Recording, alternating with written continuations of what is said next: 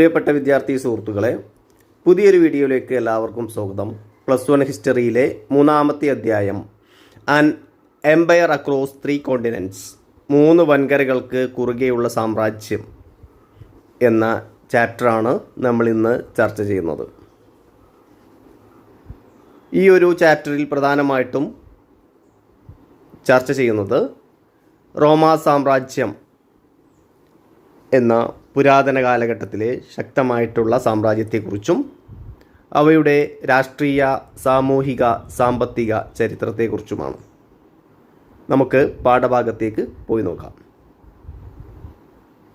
റോമാ സാമ്രാജ്യം എന്ന് പറയുന്ന ഈ വലിയൊരു സാമ്രാജ്യത്തെക്കുറിച്ച് നമുക്ക് വിവരം നൽകുന്ന പ്രധാന സ്രോതസ്സുകൾ എന്തെല്ലാമാണ്, ഉറവിടങ്ങൾ എന്തെല്ലാമാണ് എന്നാണ് നമ്മൾ ആദ്യം നോക്കുന്നത്. പ്രധാനമായും 3 വിഭാഗം സ്രോതസ്സുകളാണ് നമുക്കുള്ളത്. ഒന്ന് ടെക്സ്റ്റ്വൽ സ്രോതസ് അഥവാ മൂലകൃതികൾ, 2 ഡോക്യുമെൻറ്റ്സ് അഥവാ പ്രമാണങ്ങൾ, 3 മെറ്റീരിയൽ റിമൈൻസ് അഥവാ ഭൗതികാവശിഷ്ടങ്ങൾ. എന്തൊക്കെയാണ് മൂലകൃതികൾ അഥവാ ടെക്സ്റ്റ്വൽ സോഴ്സസിൽ ഉള്ളത്? അനാൾസ് ചരിത്രം, സമകാലീനരായിട്ടുള്ള ആളുകൾ എഴുതിയിട്ടുള്ള ചരിത്രം, അതുപോലെ ആ കാലഘട്ടത്തിലുള്ള ലെറ്റേഴ്സ്, പ്രസംഗങ്ങൾ, പ്രഭാഷണങ്ങൾ, നിയമങ്ങളെല്ലാം ഈ ഒരു ടെക്സ്റ്റൽ സോഴ്സിൻ്റെ കീഴിൽ വരുന്നതാണ്. രണ്ടാമത് ഡോക്യുമെൻറ്റ്സ് അഥവാ പ്രമാണങ്ങൾ. എന്തെല്ലാം പ്രമാണങ്ങളാണ് അവർ ഇവിടെ ബാക്കി വെച്ച് പോയിട്ടുള്ളത്?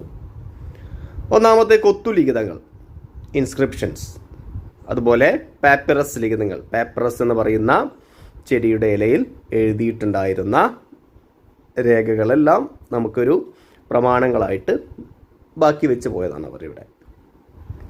മൂന്നാമത്തത് ഭൗതിക അവശിഷ്ടങ്ങൾ, ബിൽഡിങ്ങുകൾ, അതേപോലെ സ്മാരകങ്ങൾ, മൺപാത്രങ്ങൾ, നാണയങ്ങൾ മുതലായവയെല്ലാം ഭൗതിക അവശിഷ്ടങ്ങൾ ഇവിടെ വീണ്ടും നമ്മൾ കണ്ടെടുത്തിട്ടുള്ള അവശിഷ്ടങ്ങളിൽ പെടും. ഇങ്ങനെ 3 തരത്തിലുള്ള ഉറവിടങ്ങളിലൂടെയാണ് നമ്മൾ റോമാ സാമ്രാജ്യത്തിൻ്റെ ചരിത്രം പുനർനിർമ്മിച്ചത്. ഓക്കെ, ഇനി നമുക്ക് റോമാ സാമ്രാജ്യത്തിലേക്ക് കടന്നു ചെല്ലാം. 3 ഭൂഖണ്ഡങ്ങളിൽ വ്യാപിച്ച സാമ്രാജ്യമാണ് റോമാ സാമ്രാജ്യം. നമ്മൾ നേരത്തെ പറഞ്ഞു 3 വൻകരകൾക്ക് കുറുകെയുള്ള സാമ്രാജ്യം. ഏതൊക്കെയായിരുന്നു ഈ 3 വൻകരകൾ? Asia, Africa, Europe. ഈ 3 വൻകരകളും ഈ ഒരു റോമാ സാമ്രാജ്യത്തിൻ്റെ കീഴിൽ വന്നിരുന്നു. പൂർണ്ണമായിട്ടല്ലെങ്കിൽ കൂടെ അതിൻ്റെ പ്രധാനപ്പെട്ട മേഖലകളെല്ലാം അടക്കി ഭരിച്ചിരുന്ന ഒരു രാജവംശം അല്ലെങ്കിൽ ഒരു സാമ്രാജ്യമായിരുന്നു റോമാ സാമ്രാജ്യം. തലസ്ഥാനം റോമായിരുന്നു. ഇറ്റലിയിലെ ടൈബർ നദീതീരത്തുള്ള റോമായിരുന്നു ഇതിൻ്റെ പ്രധാന തലസ്ഥാനമെന്ന് പറഞ്ഞിരുന്നത്. കിഴക്കൻ തലസ്ഥാനം അഥവാ ഈസ്റ്റേൺ ക്യാപിറ്റൽ എന്ന് പറയുന്നത് ആൻറ്റിയോക്ക് നഗരമായിരുന്നു. ആൻറ്റിയോക്ക് നഗരമായിരുന്നു കിഴക്കൻ തലസ്ഥാനം. ഇനി നമുക്കിതിൻ്റെ ഒരു ജിയോഗ്രഫി അല്ലെങ്കിൽ ഇതിൻ്റെ ഒരു ബൗണ്ടറി നോക്കാം. നമുക്ക് റോമാ സാമ്രാജ്യത്തിൻ്റെ അതിർത്തികൾ നോക്കാം.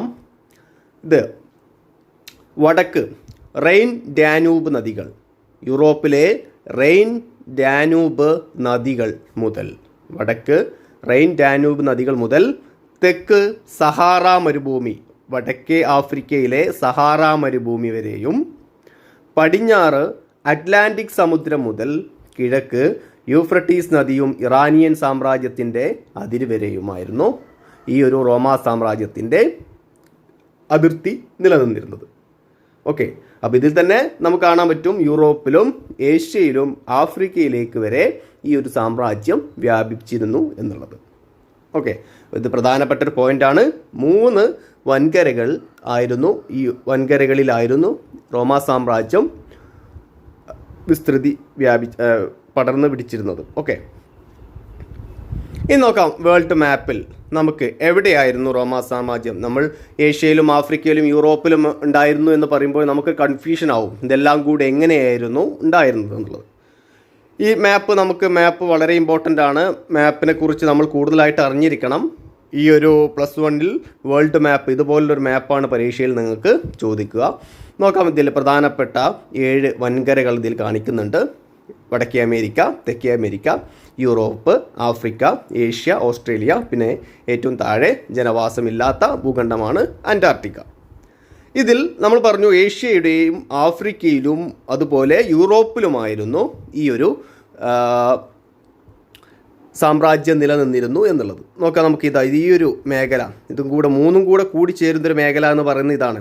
ഇത് യൂറോപ്പാണ്, ഈ പ്രദേശം ഇത് വലിയതാണ് ഏഷ്യ, ഏറ്റവും വലിയ ഭൂഖണ്ഡമാണ് ഏഷ്യ, അതുപോലെ ആഫ്രിക്ക. അപ്പോൾ ഇതിൽ മൂന്നിലും ഈ ഒരു സാമ്രാജ്യം നിലനിന്നിരുന്നു എന്ന് നോക്കാം. എവിടെയായിരുന്നു? ഈ ഒരു പ്രദേശമായിരുന്നു. ഈ ഒരു പ്രദേശത്തായിരുന്നു, ഈ മഞ്ഞ ഷെയ്ഡിങ് കൊടുത്തുള്ള പ്രദേശത്തായിരുന്നു റോമാ സാമ്രാജ്യം നിലനിന്നിരുന്നത്. ഓക്കെ, നമുക്കതൊന്നും കൂടെ സൂം ചെയ്താൽ ഇത്രയുമായിരുന്നു റോമാ സാമ്രാജ്യത്തിൻ്റെ പ്രദേശങ്ങൾ. അതിൽ വടക്കേ ആഫ്രിക്കയുണ്ട്, അതേപോലെ ഏഷ്യയുടെ പടിഞ്ഞാറൻ ഭാഗമുണ്ട്, അതേപോലെ യൂറോപ്പിൻ്റെ തെക്ക് ഭാഗമുണ്ട്. അപ്പോൾ 3 വൻകരകളും ഈ ഒരു സാമ്രാജ്യത്തിൽ ഉൾപ്പെട്ടിരുന്നു എന്ന് നമുക്ക് കാണാം. അപ്പോൾ ഇതിൻ്റെ റോം എന്ന് പറയുന്ന തലസ്ഥാനം ഇവിടെയാണ്. ഓക്കെ, അത് നമ്മൾ പ്രത്യേകമായിട്ട് ശ്രദ്ധിക്കുക. ഓക്കെ, ഇനി നമ്മൾ അടുത്ത ഭാഗത്തേക്ക് പോവുകയാണ്. ഈ കാലഘട്ടത്തിൽ തന്നെ റോമാ സാമ്രാജ്യം നിലനിന്നിരുന്ന ഈ ഒരു കാലഘട്ടത്തിൽ തന്നെ റോമാ സാമ്രാജ്യത്തിൻ്റെ അതിർത്തിയിൽ നമ്മൾ പറഞ്ഞിരുന്നു, കിഴക്കൻ അതിർത്തിയിൽ ഇറാനിയൻ സാമ്രാജ്യം നിലനിന്നിരുന്നു. യൂഫ്രട്ടീസ് നദിയുടെ തീരങ്ങളിൽ ഇറാനിയൻ സാമ്രാജ്യം നിലനിന്നിരുന്നു. ഒരേ കാലഘട്ടമായതുകൊണ്ട് തന്നെ ഇവ തമ്മിൽ ചില സാമ്യ വ്യത്യാസങ്ങൾ ഉണ്ടായിരുന്നു. പരീക്ഷകളിൽ സ്ഥിരമായി ചോദിക്കുന്നതാണ് ഇവ തമ്മിലുള്ള സാമ്യ വ്യത്യാസങ്ങൾ. റോമാ സാമ്രാജ്യവും ഇറാനിയൻ സാമ്രാജ്യവും തമ്മിലുണ്ടായിരുന്ന വ്യത്യാസങ്ങൾ എന്തൊക്കെയാണെന്ന് നമുക്ക് നോക്കാം. ഒന്നാമത്തെ പോയിന്റ്, കവേർഡ് 3 കോണ്ടിനെന്റ്സ്. 3 വൻകരകൾ ഇത് ഉൾപ്പെട്ടിരുന്നു. നമ്മൾ പറഞ്ഞു ഏഷ്യ, ആഫ്രിക്ക, യൂറോപ്പ്, ഇവ 3ഉം ഉൾപ്പെട്ടതായിരുന്നു റോമാ സാമ്രാജ്യം. ഇറാനിയൻ സാമ്രാജ്യത്തിൻ്റെ വ്യാപ്തി നമുക്ക് നോക്കാം. കാസ്പിയൻ നദിയുടെ തെക്ക് മുതൽ കിഴക്കേ അറേബ്യ വരെയായിരുന്നു ഈ ഒരു ഇറാനിയൻ സാമ്രാജ്യം നിലനിന്നിരുന്നത്. റോമാ സാമ്രാജ്യം 3 വൻകരകളുണ്ട്, അതുകൊണ്ട് തന്നെ ഒരുപാട് സംസ്കാരങ്ങൾ ഇവിടെ നിലനിന്നിരുന്നു. വ്യത്യസ്ത സംസ്കാരങ്ങളുടെ അഥവാ സംസ്കാര വൈവിധ്യം ഇവിടെ ഉണ്ടായിരുന്നു. ഇറാനിയൻ സാമ്രാജ്യത്തിൽ ഇറാനിയൻ സംസ്കാരം ആയിരുന്നു പ്രധാനമായിട്ടും ഉണ്ടായിരുന്നത്. റോമാ സാമ്രാജ്യത്തിൽ വ്യത്യസ്ത ജനവിഭാഗങ്ങൾ ഉണ്ടായിരുന്നു. ഇറാനിയൻ സാമ്രാജ്യത്തിൽ ഇറാനിയൻ വംശമായിരുന്നു പ്രധാനമായിട്ടും ഉണ്ടായിരുന്നത്. റോമാ സാമ്രാജ്യത്തിൽ അതുപോലെ 3 വൻകരകളിലെ വ്യത്യസ്ത ഭാഷകൾ ഉണ്ടായിരുന്നു. ഇറാനിയൻ സാമ്രാജ്യത്തിൽ അരാമൈക്ക് ഭാഷയായിരുന്നു ഏറ്റവും കൂടുതലായിട്ട് ഉപയോഗിച്ചിരുന്നത്. റോമാ സാമ്രാജ്യത്തിൽ ഒരു പ്രൊഫഷണൽ ആർമി, വളരെ ട്രെയിനിങ് എല്ലാം കൊടുത്ത് ശമ്പളം കൂലിയായിട്ട് കൊടുത്തിട്ടുള്ള ഒരു മികച്ച സൈന്യം റോമാ സാമ്രാജ്യത്തിൽ ഉണ്ടായിരുന്നു. പരിശീലനം എല്ലാം കൊടുത്തിട്ടുള്ള, ട്രെയിനിങ് എല്ലാം കൊടുത്തിട്ടുള്ള ഒരു ആർമി ഉണ്ടായിരുന്നു. എന്നാൽ ഇറാനിയൻ സാമ്രാജ്യത്തിൽ നിർബന്ധിത സൈനിക സേവനമായിരുന്നു ഉണ്ടായിരുന്നത്. 18 വയസ്സ് കഴിഞ്ഞ യുവാക്കളെ അവരെ ഫോഴ്സായിട്ട് അല്ലെങ്കിൽ അവരെ നിർബന്ധിപ്പിച്ചുകൊണ്ട് സൈന്യത്തിലേക്ക് ചേർത്തിരുന്ന ഒരു സമ്പ്രദായം ഉണ്ടായിരുന്നു. ഒട്ടുമിക്ക പരീക്ഷകളിലും ചോദിച്ചിട്ടുള്ള ചോദ്യമാണ് ഈ ഒരു 2 റോമൻ എംപയറും ഇറാനിയൻ എംപയറും തമ്മിലുള്ള ഡിഫറൻസസ്. ഓക്കെ, ഇനി നമുക്ക് രാഷ്ട്രീയ ചരിത്രത്തിലേക്ക് വന്നു നോക്കാം. റോമാ സാമ്രാജ്യത്തെ 2 ഫേസായിട്ട് 2 ഘട്ടമായിട്ട് നമുക്ക് ഡിവൈഡ് ചെയ്യാം. ഏതൊക്കെയാണ്? ഏർലി എംപയർ അഥവാ ആദിമ സാമ്രാജ്യം, രണ്ടാമത് ലേറ്റർ എംപയർ അഥവാ അന്തിമ സാമ്രാജ്യം. ആദിമ റോമാ സാമ്രാജ്യം, അന്തിമ റോമാ സാമ്രാജ്യം. ആദിമ റോമാ സാമ്രാജ്യം 3-ാം നൂറ്റാണ്ട് വരെയാണ്. സാമ്രാജ്യം ഉണ്ടായത് മുതൽ 3-ാം നൂറ്റാണ്ട് വരെയുള്ള കാലഘട്ടത്തെയാണ് ആദിമ റോമാ സാമ്രാജ്യം എന്ന് പറയുന്നത്. അന്തിമ റോമാ സാമ്രാജ്യം 4-ാം നൂറ്റാണ്ട് മുതൽ 7-ാം നൂറ്റാണ്ട് വരെയുള്ള കാലഘട്ടം. അതായത് ആദിമ റോമാ സാമ്രാജ്യം തകർന്നതിന് ശേഷം പിന്നീട് ഉയർന്നു വന്നതാണ് അന്തിമ റോമാ സാമ്രാജ്യം. അത് 4-ാം നൂറ്റാണ്ട് മുതൽ 7-ാം നൂറ്റാണ്ട് വരെയാണ്. ഇനി എങ്ങനെയാണ് ഈ ഒരു സാമ്രാജ്യം സ്ഥാപിക്കപ്പെട്ടത് എന്ന് നമുക്ക് നോക്കാം. റോമൻ റിപ്പബ്ലിക് 509 BC മുതൽ 27 BC വരെ. 550 BC മുതൽ 27 BC വരെയാണ് റോമൻ റിപ്പബ്ലിക്കിൻ്റെ കാലഘട്ടം. എന്താണ് റോമൻ റിപ്പബ്ലിക് എന്ന് നോക്കാം. 509 BCയിൽ ജനങ്ങൾ രാജവാഴ്ച അവസാനിപ്പിച്ചുകൊണ്ട് റിപ്പബ്ലിക്ക് സ്ഥാപിച്ചു.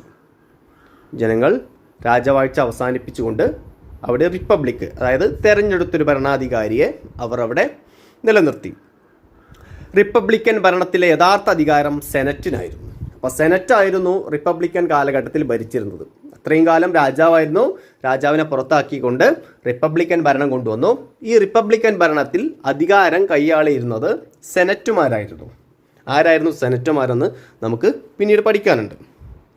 പിന്നീട് ജൂലിയസ് സീസറിൻ്റെ വളർത്തുപുത്രനും പിൻഗാമിയായ ഒക്ടേവിയൻ BCE 27 റിപ്പബ്ലിക്കൻ ഭരണം അവസാനിപ്പിച്ചുകൊണ്ട് റോമാ സാമ്രാജ്യം സ്ഥാപിച്ചു.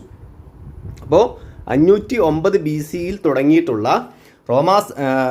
റിപ്പബ്ലിക്കൻ ഭരണത്തിന് അന്ത്യം കുറിച്ചത് ഒക്ടേവിയൻ എന്ന് പറയുന്ന വ്യക്തിയാണ്. ജൂലിയസ് സീസറിൻ്റെ വളർത്തുപുത്രനായിരുന്നു അദ്ദേഹമാണ് റോമാ സാമ്രാജ്യത്തിൻ്റെ സ്ഥാപകൻ. ഇനി ഇതാണ് റോമൻ ഭരണത്തിൻ്റെ പ്രധാന 3 ശ്രേണി എന്ന് പറയുന്നത്. 3 ഹൈറാർക്കി ഓഫ് റോമൻ അഡ്മിനിസ്ട്രേഷൻ എന്ന് പറയുന്നത് the emperor, the senate, the army. ഏറ്റവും മുകളിൽ ചക്രവർത്തിയാണ്. ചക്രവർത്തിക്ക് കീഴെ സെനറ്റ്, അതിന് കീഴെ സൈന്യം. ഇതാണ് റോമൻ ഭരണത്തിൻ്റെതാണ് ഈ ഒരു ശ്രേണി. നമുക്ക് റോമൻ സമൂഹത്തിലെ സാമൂഹ്യ ശ്രേണി വേറെ പഠിക്കാനുണ്ട്. ഓക്കെ, അപ്പോൾ ഈ 3 പ്രധാനപ്പെട്ട ശ്രേണികൾ എന്ന് പറയുന്നത്. ചക്രവർത്തി, അതിൽ ആദ്യത്തേതാണ് ചക്രവർത്തി. അഗസ്റ്റസ് സീസറാണ് ആദ്യത്തെ റോമൻ ചക്രവർത്തി.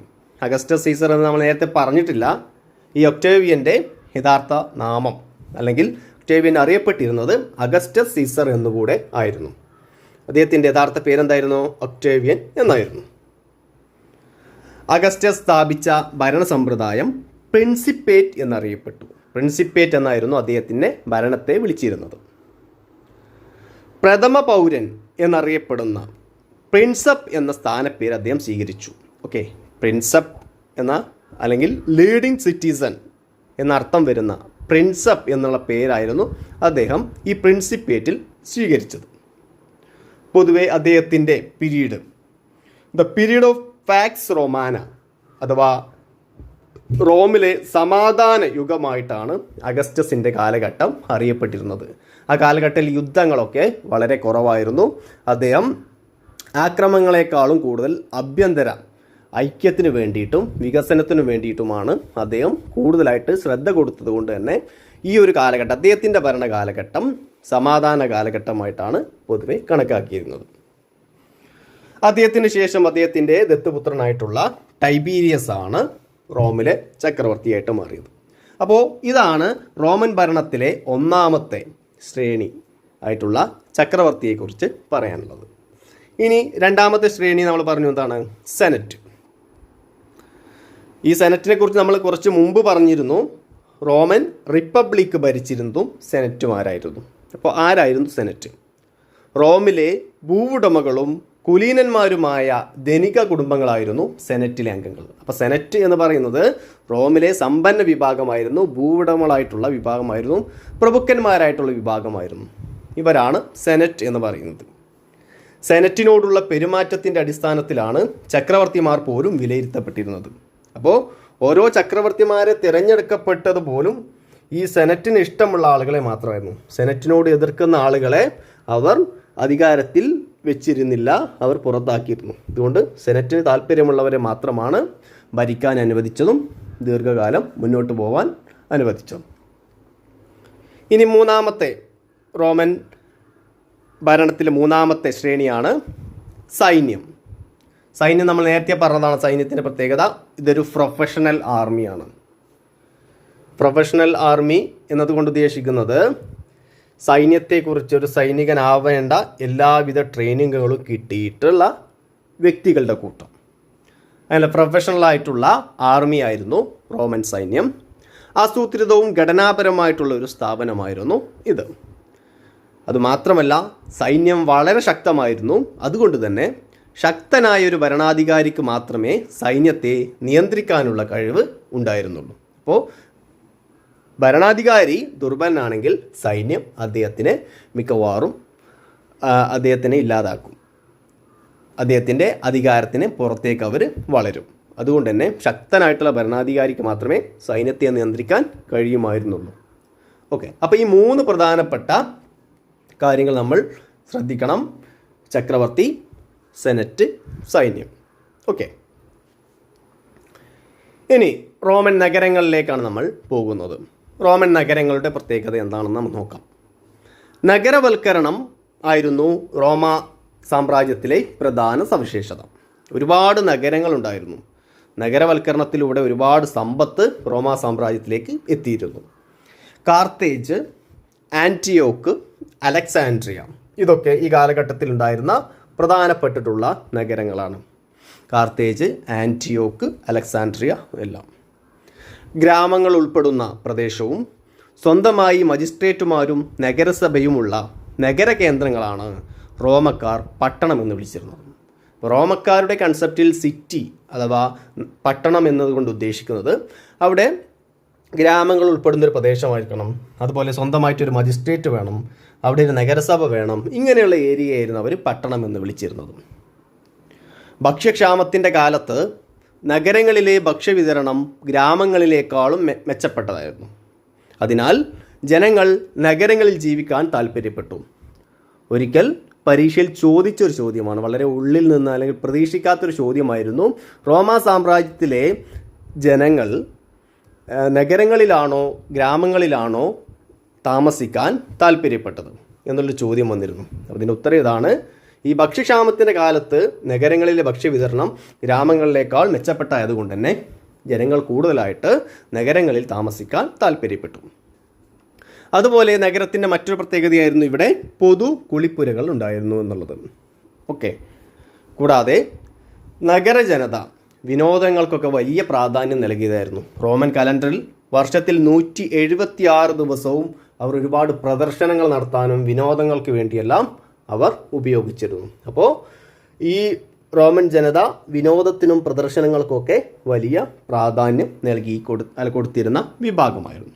ഓക്കെ, ഇത്രയുമാണ് റോമൻ നഗരങ്ങളെക്കുറിച്ച് നമുക്ക് പറയാനുള്ളത്. ഇനി നമ്മൾ പറഞ്ഞു ഒന്നാം അല്ലെങ്കിൽ ആദിമ റോമ സാമ്രാജ്യം എന്നത് 3-ാം നൂറ്റാണ്ട് വരെയാണെന്ന് നമ്മൾ പറഞ്ഞു. അപ്പോൾ 3-ാം നൂറ്റാണ്ട് വരെ എന്ന് പറയുമ്പോൾ 3-ാം നൂറ്റാണ്ടിൽ അതിന് ചെറിയ തകർച്ചകൾ നേരിട്ടിരിക്കാം. ഓക്കെ, അതുകൊണ്ട് തന്നെ ഈ ഒരു കാലഘട്ടത്തെ 3-ാം നൂറ്റാണ്ടിലെ പ്രതിസന്ധി എന്ന് പറയുന്ന ഒരു ടേം ഉണ്ടാവാൻ കാരണം ഈ ഒന്നാം അല്ലെങ്കിൽ ആദിമ റോമ സാമ്രാജ്യത്തിൻ്റെ തകർച്ചയ്ക്ക് കാരണമായ 3-ാം നൂറ്റാണ്ടിലെ സംഭവങ്ങളാണ്. എന്തൊക്കെയായിരുന്നു ഈ പ്രതിസന്ധി എന്ന് നമുക്ക് നോക്കാം. ഒന്നാമതായിരുന്നു സസാനി ഡൈനാസ്റ്റി. CE 225 ഇറാനിൽ അധികാരത്തിൽ വന്ന സസാനിയന്മാർ റോമൻ പ്രദേശങ്ങൾക്ക് ഭീഷണിയായി യൂഫ്രട്ടീസ് വരെ എത്തി. അപ്പോൾ യൂഫ്രട്ടീസ് നദിയായിരുന്നു ഇവരെ തരംതിരിച്ചിരുന്ന ഒരു അതിർത്തി, കിഴക്ക്. ഓക്കെ, ഈ കിഴക്കൻ അതിർത്തിയിലേക്ക് ഇറാനിൽ പുതുതായിട്ട് അധികാരത്തിൽ വന്ന സസാനിയന്മാർ സ്ഥിരമായിട്ട് ആക്രമിക്കാൻ തുടങ്ങിയത് 3-ാം നൂറ്റാണ്ടിൽ റോമ സാമ്രാജ്യത്തിന് വലിയ ഭീഷണിയായി. ഷപൂർ ഒന്നാമൻ എന്ന ഇറാനിയൻ രാജാവ് 60,000-ഓളം വരുന്ന റോമൻ സൈന്യത്തെ പരാജയപ്പെടുത്തുകയും റോമിൻ്റെ കിഴക്കൻ തലസ്ഥാനമായ ആൻറ്റിയോക്ക് കീഴടക്കിയതുമായിട്ട് അവകാശപ്പെടുന്നുണ്ട്. അപ്പോൾ അദ്ദേഹത്തിൻ്റെ ലിഖിതങ്ങളിൽ, ശിലാശാസനങ്ങളിലെല്ലാം അദ്ദേഹം ഷപൂർ ഒന്നാമൻ എന്ന് പറയുന്ന ഇറാനിയൻ രാജാവ് 60,000-ഓളം റോമൻ സൈന്യത്തെ ഇല്ലാതാക്കിയ ചരിത്രം പറയുന്നുണ്ട്, അദ്ദേഹം അവകാശപ്പെടുന്നുണ്ട്. ഓക്കെ, രണ്ടാമത്തെ പ്രധാനപ്പെട്ട പ്രതിസന്ധി ജർമാനിക് ട്രൈബ്സ്, ജർമാനിക് ഗോത്രങ്ങൾ അഥവാ ബാർബേറിയന്മാർ, അപരിഷ്കൃതർ എന്നൊക്കെ വിളിക്കുന്ന ട്രൈബുകളുടെ കൂട്ടം ഉണ്ടായിരുന്നു ഈ ഒരു റോമ സാമ്രാജ്യത്തിൻ്റെ വടക്കു ഭാഗത്ത്, റൈന് ഡാനൂബ് മേഖലയിൽ. അവർ സ്ഥിരമായിട്ട് വടക്കൻ മേഖലയിൽ ആക്രമണം നടത്തിയതും ഇവർക്ക് റോമ സാമ്രാജ്യത്തിന് വലിയ പ്രതിസന്ധി നേരിടേണ്ടി വന്നു. കിഴക്കൻ ഭാഗത്ത് സസാനിയൻ രാജാക്കന്മാരും വടക്കൻ ഭാഗത്ത് ഈ പറയുന്ന ബാർബേറിയന്മാർ അഥവാ ജർമാനിക് ഗോത്രങ്ങളുടെ ആക്രമണം ഉണ്ടായി. അതുമാത്രമല്ല, ആഭ്യന്തരമായിട്ടുള്ള ചില പ്രശ്നങ്ങൾ, ഇൻറ്റേർണൽ ആയിട്ടുള്ള ചില പ്രശ്നങ്ങൾ ഉണ്ടായിരുന്നു. എന്തൊക്കെയായിരുന്നു അത്? ഏറ്റവും പ്രധാനപ്പെട്ടതായിരുന്നു the rapid succession of empires, ഒരു സ്ഥിരതയില്ലാത്ത ഒരു ഭരണ സംവിധാനം. 47 വർഷങ്ങൾക്കിനിടെ 25 ചക്രവർത്തിമാർ റോമിൽ മാറി മാറി വന്നു എന്നാണ് പറയുന്നത്. അപ്പോൾ ഒരു വർഷമോ അല്ലെങ്കിൽ 2 വർഷത്തിൽ കൂടുതലോ ഒരു ഭരണാധികാരിയോ ഒരു ഭരിക്കാത്തൊരവസ്ഥയിലേക്ക് റോമിലെ ഭരണവ്യവസ്ഥ മാറി. ഇത് റോമിലെ രാഷ്ട്രീയ പ്രതിസന്ധിയുടെ ഒരു തെളിവായിട്ട് നമുക്ക് കാണാൻ പറ്റും. അപ്പോൾ ഈ 3 പ്രധാനപ്പെട്ട പ്രതിസന്ധിയും റോമാ സാമ്രാജ്യത്തിനുണ്ടായിരുന്നു. ഇത് റോമാ സാമ്രാജ്യം, ആദിമ റോമാ സാമ്രാജ്യം ക്ഷയിക്കുന്നതിന് അല്ലെങ്കിൽ തകരുന്നതിന് കാരണമായി. ഓക്കെ, ഇനി സ്ഥിരമായിട്ട് പരീക്ഷയിൽ ചോദിക്കുന്ന ഒരു ചോദ്യമാണ് Roman gender, literacy, language, culture. പരീക്ഷയിൽ 8 മാർക്കിനൊക്കെ ചോദിക്കാവുന്ന ഒരു ചോദ്യമാണത്. ഓക്കെ, അതിൽ ആദ്യത്തെ ഭാഗം റോമൻ ജെൻഡർ, റോമിലെ ലിംഗവ്യത്യാസം നോക്കാം നമുക്ക്. സമൂഹത്തിലെ ലിംഗവ്യത്യാസം എങ്ങനെയായിരുന്നു? അണുകുടുംബങ്ങളായിട്ടായിരുന്നു റോമിൽ ആളുകൾ ജീവിച്ചിരുന്നത്. അണുകുടുംബത്തിനായിരുന്നു കൂടുതൽ പ്രാധാന്യം. അണുകുടുംബമായതുകൊണ്ട് തന്നെ ഇതൊരു മെയിൽ ഡോമിനൻ്റ് സൊസൈറ്റി ആയിരുന്നു. പുരുഷാധിപത്യം വളരെ കൂടുതലായിട്ട് ഉണ്ടായിരുന്നു. പുരുഷാധിപത്യ സമൂഹത്തിൽ എങ്ങനെയായിരിക്കും? ഭാര്യ ഭർത്താവിൻ്റെ നിയന്ത്രണത്തിൽ തന്നെയായിരിക്കും. ഇനി ഭാര്യയ്ക്ക് ഉണ്ടായിരുന്ന ചില പ്രധാനപ്പെട്ട അവകാശങ്ങൾ, ഭാര്യയ്ക്ക് അവരുടെ പിതാവിൻ്റെ സ്വത്തിൽ അർഹതയുണ്ടായിരുന്നു. ഈ അവകാശമുണ്ടായിരുന്നു. ഈ അവകാശത്തിൽ ഭർത്താവിന് യാതൊരു അവകാശം ഉണ്ടായിരുന്നില്ല എന്നുള്ളതാണ്. അത് ഭാര്യയ്ക്ക് മാത്രം, അല്ലെങ്കിൽ ഏതൊരാളുടെയും മകളുടെ അച്ഛൻ മരിച്ചു കഴിഞ്ഞാൽ അവരുടെ സ്വത്തിന് മകൾക്ക് അവകാശം ഉണ്ടായിരുന്നു. ആ അവകാശം അവളുടെ ഭർത്താവിന് ഉണ്ടായിരുന്നില്ല. സ്ത്രീധനമായിട്ട് കിട്ടിയ സമ്പത്ത് എന്തായാലും അത് ഭർത്താവിനായിരുന്നു ലഭിച്ചിരുന്നത്. മക്കളുടെ മേലിൽ മാതാപിതാക്കൾക്ക് നിയമപരമായിട്ടുള്ളൊരു നിയന്ത്രണ അധികാരം ഉണ്ടായിരുന്നു എന്നുള്ളതാണ് പറയുന്നത്. മാതാപിതാക്കൾക്ക് മക്കളുടെ മേലിൽ നിയമപരമായിട്ടുള്ള നിയന്ത്രണ അധികാരം ഉണ്ടായിരുന്നു. മറ്റൊരു പ്രധാനപ്പെട്ട കാര്യം, മിക്ക ദമ്പതികൾ തമ്മിലും വലിയ ഏജ് ഗ്യാപ്പ്, വയസ്സിൻ്റെ വ്യത്യാസം ഉണ്ടായിരുന്നു. 10ഉം 15ഉം വയസ്സിൻ്റെ വ്യത്യാസം ദമ്പതികൾ തമ്മിൽ, ഭാര്യയും ഭർത്താവും ഉണ്ടായത് കൊണ്ട് തന്നെ അവർക്കിടയിൽ ഒരുപാട് ദാമ്പത്യ വിഷയങ്ങൾ ഉണ്ടായിരുന്നു, പ്രശ്നങ്ങളുണ്ടായിരുന്നു. അതിനാൽ തന്നെ ഈ ഡൈവോഴ്സ് അഥവാ വിവാഹമോചനം എന്ന് പറയുന്നത് റോമൻ സമൂഹത്തിൽ ഒരു സാധാരണ സംഭവമായിരുന്നു. അത് ഒരു സ്ഥിരമായൊരു സംഭവമായിരുന്നു വിവാഹമോചനം എന്നുള്ളത്. ഓക്കെ, മനസ്സിലാക്കി വെക്കുക. ഇനി അടുത്തതാണ് റോമൻ സാക്ഷരത. റോമിൽ സാക്ഷരതയുണ്ടായിരുന്നോ എന്നുള്ളത് നമുക്ക് നോക്കാം. പ്രാഥമിക സാക്ഷരത അഥവാ കാഷ്വൽ ലിറ്ററസി വിവിധ പ്രദേശങ്ങളിൽ വ്യത്യസ്തമായിരുന്നു. എല്ലായിടത്തും ഒരേപോലെ സാക്ഷരത ഉണ്ടായിരുന്നില്ല എന്ന് നമുക്ക് മനസ്സിലാക്കാം. അഗ്നിപർവ്വത സ്ഫോടനത്തിൽ തകർന്ന പോംബെ എന്ന് പറയുന്ന നഗരം അഗ്നിപർവ്വത സ്ഫോടനത്തിൽ തകർന്നു പോയതാണ്. ഓക്കെ, ആ നഗരത്തിൽ സാക്ഷരത വ്യാപകമായിരുന്നു, ശക്തമായിരുന്നു എന്ന് പറയുന്നുണ്ട്. എന്തിൻ്റെ അടിസ്ഥാനത്തിലാണ് പറയുന്നത്? ആ നഗരത്തിൻ്റെ ചുവരുകൾ ഖനനം ചെയ്ത് എടുത്തപ്പോൾ ആ ചുവരുകളിൽ ഒരുപാട് പരസ്യവും അതേപോലെ പ്രസ്താവനകളും എല്ലാം കാണുന്നുണ്ട്. അപ്പോൾ അതിൽ നിന്ന് മനസ്സിലാക്കാൻ കഴിയും ഈ ഒരു പ്രദേശം സാക്ഷരതയുള്ള പ്രദേശമായിരുന്നു. അടുത്തത് പട്ടാള ഓഫീസർമാർ, എസ്റ്റേറ്റ് മാനേജർമാർ എന്നിവർക്കിടയിൽ സാക്ഷരത ഉണ്ടായിരുന്നു. സമൂഹത്തിലെ കുലീന വിഭാഗത്തിനിടയിൽ സാക്ഷരത ഉണ്ടായിരുന്നു എന്ന് നമുക്ക് ഇതിൽ നിന്ന് മനസ്സിലാക്കാൻ കഴിയും. അതുപോലെ റോമാ സാമ്രാജ്യത്തിന് കീഴിലുള്ള പ്രദേശമായിരുന്നു വടക്കേ ആഫ്രിക്കയിലെ ഈജിപ്തിൽ സാക്ഷരത വളരെ കുറവായിരുന്നു എന്നുള്ള തെളിവുകളാണ് ഇവിടെ കിട്ടിയിട്ടുള്ളത്. ഓക്കെ, ഇനി റോമൻ സംസ്കാരവും ഭാഷയും, ഈ മൂന്നുമായിട്ടാണ് ചോദിക്കുക. റോമൻ ലിംഗം, അതേപോലെ റോമൻ സാക്ഷരത, റോമൻ സംസ്കാരം, റോമൻ ഭാഷ. സാംസ്കാരിക വൈവിധ്യം നിലനിന്നിരുന്നു. നമ്മൾ നേരത്തെ പറഞ്ഞതാണ്, 3 വൻകരകളുണ്ട്. 3 വൻകരയിലും വ്യത്യസ്ത സംസ്കാരമുള്ള ആളുകളാണ് ഉള്ളത്. അപ്പോൾ ഒരുപാട് വൈവിധ്യമായിട്ടുള്ള സംസ്കാരം റോമാ സാമ്രാജ്യത്തിൽ നിലനിന്നിരുന്നു. വ്യത്യസ്ത വംശങ്ങൾ, മതങ്ങൾ, ആരാധനാമൂർത്തികൾ, ഭാഷകൾ, സാമൂഹിക സംഘടനകൾ, ഭക്ഷണശീലങ്ങൾ തുടങ്ങിയവയെല്ലാം വ്യത്യസ്തമായിരുന്നു. റോമാ സാമ്രാജ്യത്തിൽ വ്യത്യസ്ത ഭാഷകൾ സംസാരിച്ചിരുന്നു. അപ്പോൾ നമ്മൾ നേരത്തെ പറഞ്ഞതാണ്, വ്യത്യസ്ത ഭാഷകൾ. അരാമയിക് ഭാഷ സമീപ പൂർവ്വ പ്രദേശങ്ങൾ, ഉണ്ടായിരുന്നു. അതേപോലെ കോപ്റ്റിക് ഈജിപ്തിൽ സംസാരിച്ചിരുന്ന ഭാഷയായിരുന്നു. പ്യൂണിക്, ബർബർ തുടങ്ങിയവ വടക്കേ ആഫ്രിക്കയിലെ ഭാഷയായിരുന്നു. സെൽറ്റിക് സ്പെയിനിലെ ഭാഷയായിരുന്നു. ലാറ്റിൻ ഇറ്റലി പ്രധാനപ്പെട്ട നഗരമായ തലസ്ഥാന നഗരിയിലെ ഭാഷയായിരുന്നു. അങ്ങനെ എല്ലാ പ്രദേശങ്ങളിലും വ്യത്യസ്തമായിട്ടുള്ള ഭാഷകൾ നിലനിന്നിരുന്നു. പ്രധാനപ്പെട്ട ഭാഷകൾ മാത്രമേ ഇവിടെ പറഞ്ഞിട്ടുള്ളൂ. ഭൂരിഭാഗം ഭാഷകളും വാചികമായിരുന്നു. അതിന് ലിപികളൊന്നും ഉണ്ടായിരുന്നില്ല. ആളുകൾക്ക് സംസാരിക്കുന്ന രീതിയിലുള്ളതല്ലാതെ എഴുതപ്പെടാൻ തക്കവണ്ണത്തിലുള്ള ലിപികൾ ഇല്ലാത്ത ഭാഷകളായിരുന്നു. വാചികം മാത്രമായിരുന്നു. ഓക്കെ, ഇനി റോമൻ സമ്പദ് വ്യവസ്ഥ. റോമ സാമ്രാജ്യത്തിൽ ഹാർബറുകൾ, ഖനികൾ, ക്വാറികൾ, ഇഷ്ടികച്ചൂളകൾ, ഒലീവ് ഓയിൽ ഫാക്ടറികൾ എന്നിവ ഗണ്യമായ തോതിൽ നിലനിന്നിരുന്നു. അപ്പോൾ റോമിലെ സമ്പത്ത്, കച്ചവടം എങ്ങനെയായിരുന്നു എന്നുള്ളതാണ് നമ്മളിനി നോക്കുന്നത്. അപ്പോൾ ഹാർബറുകൾ, ഖനികൾ, ക്വാറികൾ, ഇഷ്ടികച്ചൂളകൾ, ഒലീവ് ഓയിലിൻ്റെ ഫാക്ടറികൾ എന്നിവ ഗണ്യമായിട്ട് ഒരുപാട് കാണപ്പെട്ടിരുന്നു. സ്പെയിൻ, വടക്കേ ആഫ്രിക്ക, ഈജിപ്ത്, ഇറ്റലി തുടങ്ങിയവരുമായിട്ട് വൈൻ, ഒലീവ് ഓയിൽ, ഗോതമ്പ് തുടങ്ങിയവ കച്ചവടം നടത്തിയിരുന്നു. ഓക്കെ, അപ്പോൾ കച്ചവടം നടത്തിയിരുന്ന പ്രധാന വസ്തുക്കളായിരുന്നു വൈന്, അതേപോലെ ഒലീവ് ഓയിൽ, ഗോതമ്പ് തുടങ്ങിയിട്ടുള്ള വസ്തുക്കൾ. ഡ്രസൽ 20 എന്ന ഭരണിയിലായിരുന്നു സ്പാനിഷ് ഒലീവ് എണ്ണ കൊണ്ടുവന്നിരുന്നത്.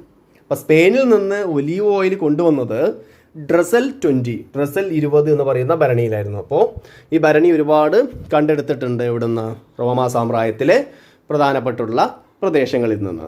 ഓക്കെ, ഇത് സ്പെയിനിൽ നിന്ന് കൊണ്ടുവന്ന ഭരണിയാണ്. കൂടാതെ സ്ട്രാബോ, പ്ലിനി എന്നിവരുടെ അഭിപ്രായത്തിൽ സാമ്രാജ്യത്തിൻ്റെ ഭാഗമായിട്ടുള്ള ഇറ്റലി, സിസിലി, ഈജിപ്ത്, സ്പെയിൻ എന്നീ പ്രദേശങ്ങൾ സമ്പന്നവും ജനനിബിഡവുമായിരുന്നു. അപ്പോൾ റോമാ സാമ്രാജ്യത്തിലെ സമ്പന്നമായിട്ടുള്ള പ്രദേശങ്ങളായിരുന്നു Italy, Sicily, Egypt, Spain. Okay, എന്ന് കരുതി റോമാ സാമ്രാജ്യം മൊത്തമായിട്ട് സമ്പന്നമായിരുന്നു എന്ന് നമുക്ക് പറയാൻ കഴിയില്ല. ധാരാളം റോമൻ പ്രദേശങ്ങൾ അവികസിതമായിട്ടുള്ള, വികസനം തീരെ ഇല്ലാത്ത പ്രദേശങ്ങളും ഉണ്ടായിരുന്നു. അത് ഈ പറയുന്ന വടക്കേ ആഫ്രിക്കയിൽ തന്നെ ചില പ്രദേശങ്ങൾ അവികസിതമായിരുന്നു, വികസനമില്ലാത്ത പ്രദേശങ്ങളായിരുന്നു. ഇനി റോമൻ സാങ്കേതിക വിദ്യ. റോമൻ സമ്പദ് വ്യവസ്ഥയോട് കൂടെ തന്നെ പറയേണ്ടതാണ് റോമൻ സാങ്കേതിക വിദ്യ. റോമക്കാർ സാങ്കേതിക വിദ്യയുടെ കാര്യത്തിൽ വളരെ അധികം മുൻപന്തിയിലായിരുന്നു. എന്തൊക്കെ സാങ്കേതിക വിദ്യയായിരുന്നു അവർ കണ്ടുപിടിച്ചത്?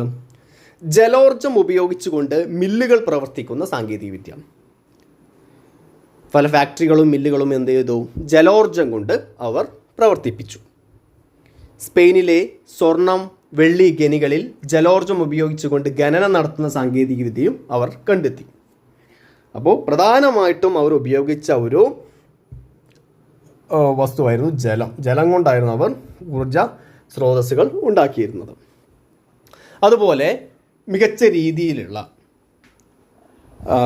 വ്യാപാര ബാങ്കുകളുടെ ശൃംഖലയും അവർ ഈ കാലഘട്ടത്തിലുണ്ടായിരുന്നു. വ്യാപാര മേഖല ശൃംഖലകൾ ഉണ്ടായിരുന്നു, അതുപോലെ ബാങ്കിൻ്റെ ശൃംഖലകളും ഇവിടെ ഉണ്ടായിരുന്നു.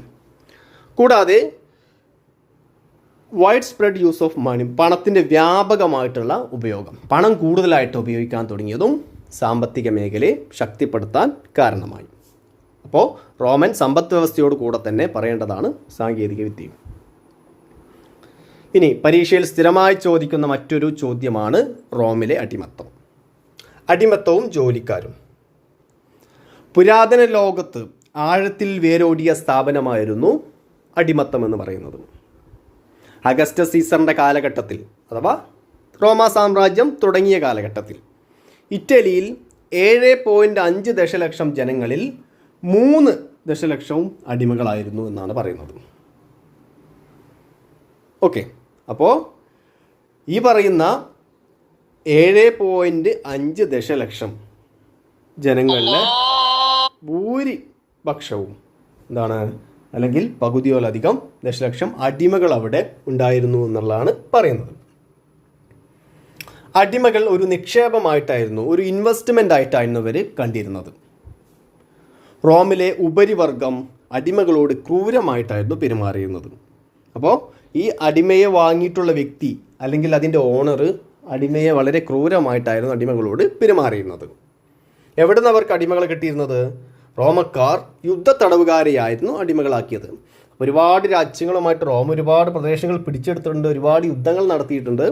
അതിലൂടെ പിടിച്ചെടുത്തിട്ടുള്ള ആളുകളെയാണ് ഇവർ അടിമകളാക്കിയിട്ട് വെച്ചിരുന്നത്. അവരെ പണം കൊടുത്തിട്ട് വാങ്ങാൻ ആളുകൾ ഉണ്ടായിരുന്നു. തൊഴിലാളികൾ രക്ഷപ്പെടുന്നത് തടയാൻ ചാപ്പ കുത്തുന്ന ഒരു നിയമത്തെക്കുറിച്ച് പറയുന്നുണ്ട്. 398 വർഷം കാലഘട്ടത്തിൽ ഉണ്ടാക്കിയിട്ടുള്ള നിയമത്തെക്കുറിച്ച് പരാമർശിക്കുന്നുണ്ട്. രക്ഷപ്പെട്ടു പോവാതിരിക്കാൻ ചാപ്പ കുത്തും. ഓരോ ഓണറും എന്ത് ചെയ്യും? കമ്പനിയും വ്യക്തിയുടെ മേലിൽ ഒരു സീല് പതിക്കും. അതുകൊണ്ട് തന്നെ അവൻ എവിടെ രക്ഷപ്പെട്ടു പോയാലും അവൻ്റെ ശരീരത്തിലുള്ള ആ സീല് വെച്ചിട്ട് അല്ലെങ്കിൽ മുദ്ര വെച്ചിട്ട് പെട്ടെന്ന് അവനെ ഐഡൻറ്റിഫൈ ചെയ്യാൻ കഴിയും. ഓക്കെ, ഇതാണ് അടിമകൾ. ഇന്ന കാലഘട്ടത്തിലുള്ള ജോലിക്കാരെ കുറിച്ച് നമുക്ക് നോക്കാം. കാർഷികോപകരണങ്ങളുടെ ഇരട്ടിയിലധികം സ്റ്റോക്ക് സൂക്ഷിക്കാൻ കൊലുമെല്ല എന്ന എഴുത്തുകാരൻ ഭൂവുടമകളോട് നിർദ്ദേശിച്ചു. അപ്പോൾ ഒരു സ്റ്റോക്ക് രജിസ്റ്റർ വേണം, അല്ലെങ്കിൽ അതുപോലെ വസ്തുക്കളെല്ലാം സൂക്ഷിക്കാനുള്ള ഒരു സൂക്ഷിപ്പുകാരനും വേണം എന്നുള്ള ഒരു അഭിപ്രായമാണ് ആ കാലഘട്ടത്തിലെ എഴുത്തുകാരനാണ് കൊലുമെല്ല എന്ന് പറയുന്നത്. അദ്ദേഹത്തിൻ്റെ ഒരു നിർദ്ദേശം നമ്മൾ ടെക്സ്റ്റിൽ പറയുന്നുണ്ട്. അതിനു വേണ്ടിയിട്ട് മേൽനോട്ടം എളുപ്പമാക്കാൻ വേണ്ടിയിട്ട് തൊഴിലാളികളെ ഗ്രൂപ്പുകളാക്കിയിട്ട് തിരിച്ചു. 10 പേരടങ്ങുന്ന സ്ക്വാഡായിട്ട് തൊഴിലാളികളെ തരംതിരിക്കാൻ കൊലുമെല്ല നിർദ്ദേശിച്ചു.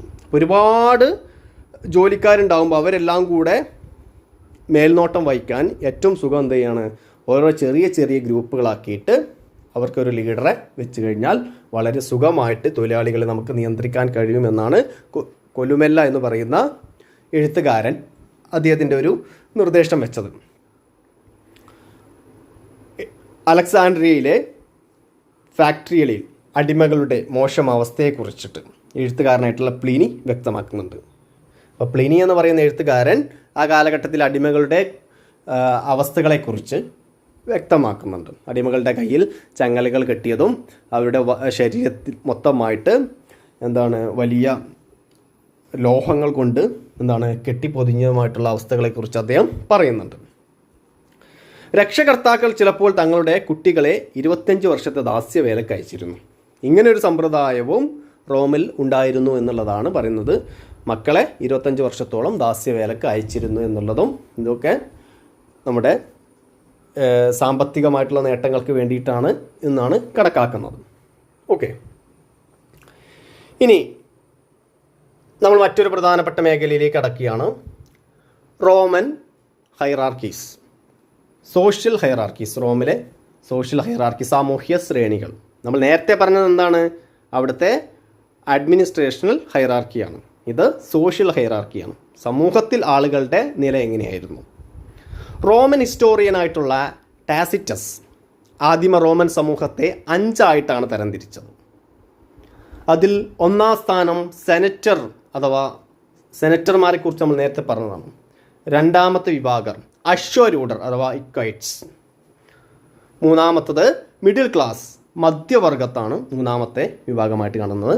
4-ാമത്തത് ഹ്യൂമിലിയോറസ്, കിയാളവർഗം. ഏറ്റവും അവസാനത്തത് സ്ലേവ്സ്, അടിമകളായിരുന്നു അവസാനത്തെ വിഭാഗം.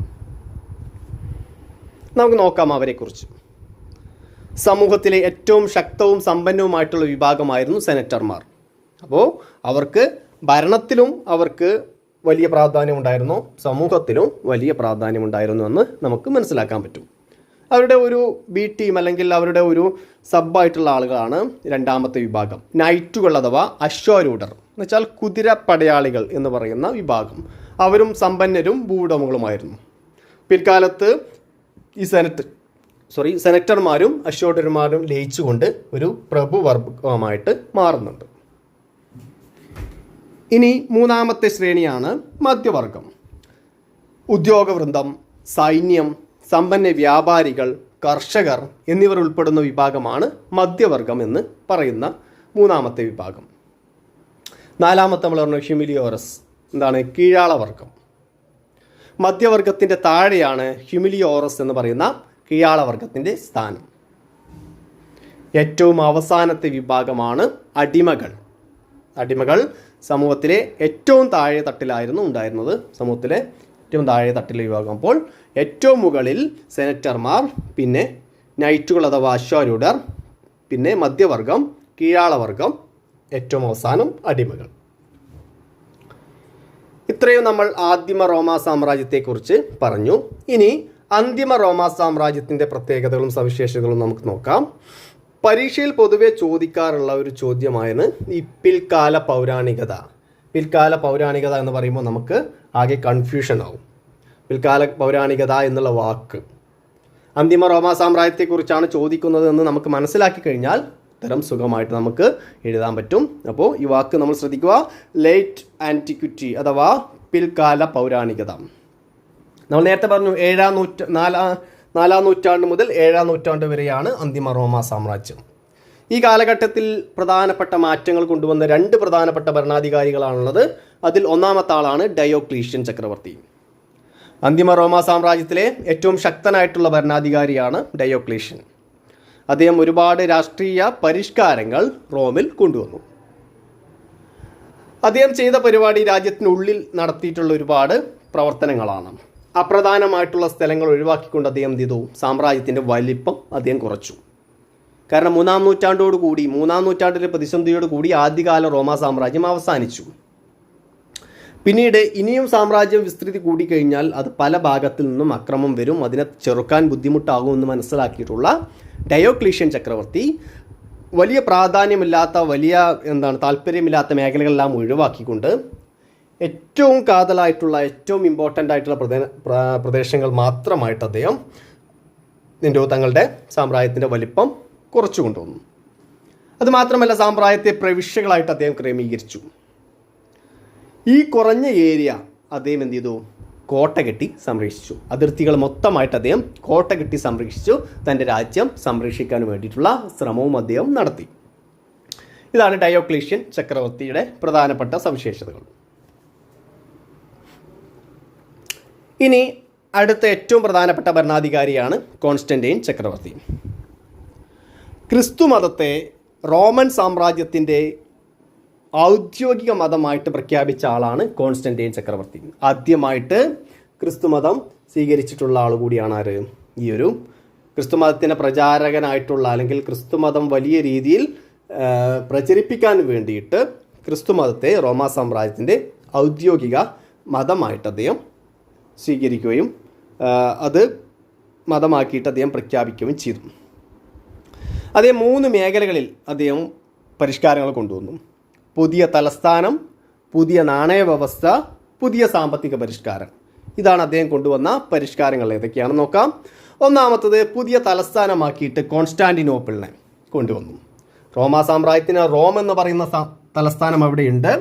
അതിനോട് കൂടെ സെക്കൻഡ് ക്യാപിറ്റലായിട്ട് അല്ലെങ്കിൽ 2ാം തലസ്ഥാനമാക്കിയിട്ട് അദ്ദേഹം കോൺസ്റ്റാന്റിനോപ്പിൾ കൊണ്ടുവന്നു. രണ്ടാമത്തത് സോളിഡസ് എന്നു പേരുള്ള ഒരു സ്വർണ്ണ നാണയം അദ്ദേഹം പുറത്തിറക്കി. സാമ്പത്തിക മേഖലയിൽ വലിയ മുന്നേറ്റം ഉണ്ടാക്കാൻ വേണ്ടിയിട്ടായിരുന്നു അത് നടത്തിയത്. മൂന്നാമത്തത് നിരവധി സാമ്പത്തിക പരിഷ്കാരങ്ങൾ കൂടെ അദ്ദേഹം ഇതിനോട് കൂടെ കൊണ്ടുവന്നു. ഇപ്പോൾ 3 പ്രധാനപ്പെട്ട മേഖലകളായിരുന്നു.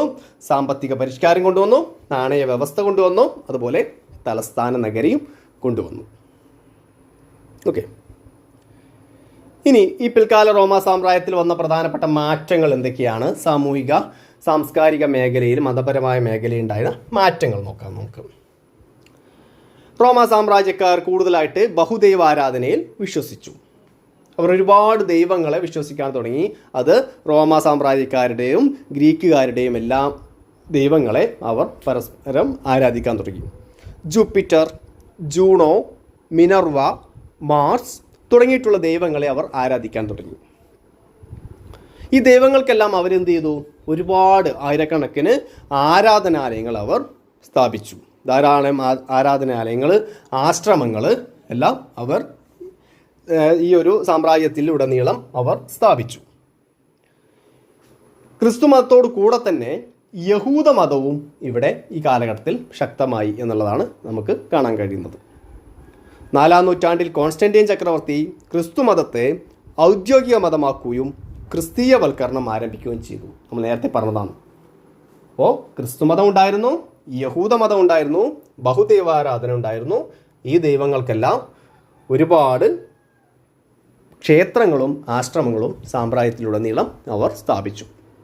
ഓക്കെ, അപ്പോൾ ഇത്രയുമാണ് നമുക്ക് റോമാ സാമ്രാജ്യത്തിലെ പ്രധാനപ്പെട്ട സവിശേഷതകളായിട്ട് പറയേണ്ടി വരുന്നത്. പിന്നീട് റോമാ സാമ്രാജ്യം, അന്തിമ റോമാ സാമ്രാജ്യം, ഈ രണ്ട് ഭരണാധികാരികൾക്ക് ശേഷം കാര്യമായിട്ട് ശക്തമായിട്ടുള്ള ഭരണാധികാരികൾ വരാത്തത് കൊണ്ട് തന്നെ റോമാ സാമ്രാജ്യം രണ്ടായിട്ട് പിരിയുകയാണ് ചെയ്തത്, രണ്ടായിട്ട് വിഭജിക്കുകയാണ് ചെയ്തത്. കിഴക്കൻ റോമാ സാമ്രാജ്യം അഥവാ പൗരസ്ത്യ റോമാ സാമ്രാജ്യമെന്നും പടിഞ്ഞാറൻ റോമാ സാമ്രാജ്യം അഥവാ പശ്ചിമ റോമാ സാമ്രാജ്യം എന്നായിട്ട് തിരിഞ്ഞു. Western Roman empire, eastern Roman empire. പടിഞ്ഞാറൻ അല്ലെങ്കിൽ പശ്ചിമം, കിഴക്ക് അല്ലെങ്കിൽ പൂർവം അല്ലെങ്കിൽ പൗരസ്ത്യം സാമ്രാജ്യമായിട്ടാണ് ഇവ പിരിഞ്ഞത്. പടിഞ്ഞാറൻ റോമാ സാമ്രാജ്യം ജർമാനിക് ഗോത്രങ്ങൾ അഥവാ ബാർബേറിയന്മാരുടെ ആക്രമണത്തിൽ 5-ാം നൂറ്റാണ്ടോടുകൂടി തകർന്നു. പൂർവ്വ റോമാ സാമ്രാജ്യം പിന്നെയും കുറച്ചു കാലം പിടിച്ചു നിന്നു. ജസ്റ്റീനിയൻ ചക്രവർത്തിയെ നമ്മളെല്ലാം മുമ്പ് പഠിച്ചിട്ടുള്ളതാണ്, കേട്ടിട്ടുള്ളതാണ്. ജസ്റ്റീനിയൻ ചക്രവർത്തി പൂർവ്വ റോമാ സാമ്രാജ്യത്തിലെ ശക്തനായിട്ടുള്ളൊരു ഭരണാധികാരിയായിരുന്നു. അതുകൊണ്ട് തന്നെ കുറച്ചു കാലം കൂടെ ഈ ഒരു സാമ്രാജ്യം നിലനിന്നു. CE 1453 തുർക്കികൾ കോൺസ്റ്റാന്റിനോപ്പിൾ എന്ന് പറയുന്ന തലസ്ഥാനം നഗരി പിടിച്ചെടുക്കുന്നത് വരെ ഈ പൂർവ്വ റോമാ സാമ്രാജ്യം നിലനിൽക്കുകയാണ് ചെയ്തത്. ഓക്കെ, ഇത്രയുമാണ് നമ്മൾ ഈ ഒരു 3-ാമത്തെ അധ്യായത്തിൽ നമുക്ക് പഠിക്കാനുള്ളത്. ഈ ഒരു ക്ലാസ് നിങ്ങൾക്ക് ഉപകാരപ്പെട്ടു എന്ന് വിചാരിക്കുന്നു. എന്തെങ്കിലും സംശയമുണ്ടെങ്കിൽ അറിയിക്കുക, പഠിക്കുക. Okay, thank you.